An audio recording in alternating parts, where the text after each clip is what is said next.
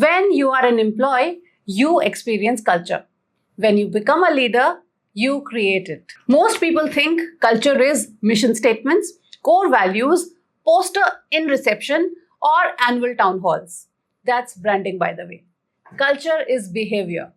It is how meetings feel, who gets promoted, who gets interrupted, how conflict is handled, how feedback is given, and what behavior gets rewarded, what behavior gets ignored. This is the uncomfortable truth because the rule book is always being written, sometimes afresh. Hi, I'm your coach Parul Sood, and in this video, we will learn to empower, create inner shifts, and lead with grace. Imagine leadership is holding a pen, and let's write a few pages together, you and I, and understand deeply how rule books in organizations are written. The first rule: how do we handle mistakes? If a team member makes an error and the leader says, "How could you mess this up?" the rule becomes stay silent, hide errors, avoid risk. Innovation dies quietly in the environment. But if the leader says, "What can we learn from this?" the rule becomes speak up, take ownership, improve openly.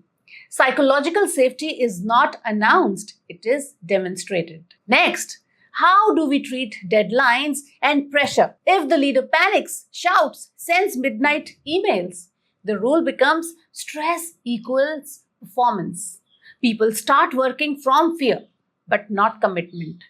If the leader stays composed, prioritizes clearly, the rule becomes something different. Pressure is managed, not transferred.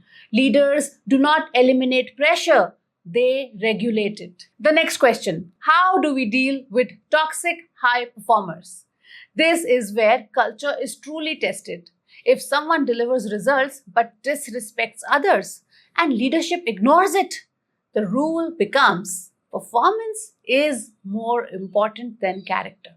And slowly, respect disappears from the organization. But if leadership says no result is worth cultural damage, the rule becomes values are non-negotiable, and that's how strong cultures are built. Now, here's a shift from employee to leader that most people miss. As an employee, you ask, why is the culture like this? As a leader, you must ask, what am I modeling daily? Because culture is built in micro moments, and it's built when you give credit publicly. You take accountability openly. You listen without interrupting. You correct privately. You appreciate specifically, and you stay calm under pressure. Every repeated behavior becomes unwritten rule, and over time, those rules become identity. Here's the most powerful line I want you to remember. Culture is what happens when the boss leaves the room. If standards continue in your absence, you've built the culture. If everything collapses, you've built dependency. They create consistency. So if you are transitioning from employee to leader, ask yourself 3 questions. What behavior do I tolerate? What behavior do I reward? What behavior do I model under stress?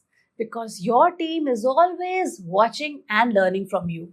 They may not remember your speeches, but they will remember your reactions. This rule book will never officially be printed, but it will always be followed, and whether you realize it or not, you are writing it every single day.